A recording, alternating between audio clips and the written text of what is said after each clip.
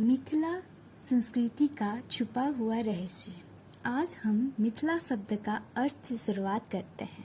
मिथिला शब्द प्राचीन भारत के उस ऐतिहासिक और सांस्कृतिक क्षेत्र को दर्शाता है जो आज के बिहार के उत्तरी भाग और नेपाल के कुछ हिस्सों में फैला हुआ है।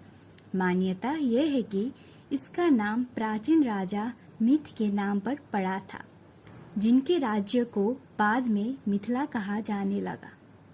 ये क्षेत्र ज्ञान, कला, परंपरा और आध्यात्मिकता के लिए हजारों वर्ष से प्रसिद्ध है। मिथिला संस्कृति का सबसे बड़ा रहस्य ये है कि यहाँ कहानी सिर्फ बोली नहीं जाती है, बल्कि चित्रों में जीती जाती है। चित्रों में एक ही फ्रेम में पूरा जीवन, समाज और परंपरा दिखती है। इस प्रकार के चित्र में कहानी सुनाने वाला व्यक्ति केवल स्टोरी टेलर नहीं होता, बल्कि वो ज्ञान, परंपरा और ऐतिहासिक का प्रतीक होता है। पुराने समय में मिथिला में लिखित किताबों का कमी था, इसलिए लोग अपनी सांस्कृतिक को पेंटिंग और मौखिक कहानियों से आगे बढ़ाते थे। पुराने समय में मिथिला में लिखित किताबों का कमी थी, इसलिए लोग अपनी संस्कृति को पेंटिंग और मौखिक कहानियों से आगे बढ़ाते थे। यही कारण है कि मिथिला पेंटिंग को लिविंग स्टोरी आर्ट भी कहा जाता है।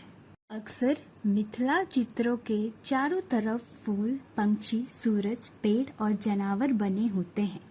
ये दिखाता है कि मिथिला में इंसान खुद को प्राकृतिक से अलग नहीं मानता। यहाँ प्राकृतिक को परिवार का हिस्सा माना जाता है। शादी से जुड़ा हुआ चित्र ये बताता है कि मिथिला में विवाह केवल दो लोगों का संबंध नहीं, बल्कि दो परिवार, दो परंपराओं का सांस्कृतिक मिलन होता है। जो कोवर पेंटिंग होता है, उसमें जो चिन्ह ये बताता है नई जिंदगी का शुरुआत, समृद्धि और खुशहाली का आशीर्वाद के रूप में लिया जाता है। असली सीक्रेट क्या है? मिथिला का असली रहस्य यह है कि यहाँ कला को जीवन माना जाता है, कहानी को शिक्षा, प्राकृतिक को धर्म, समाज को परिवार।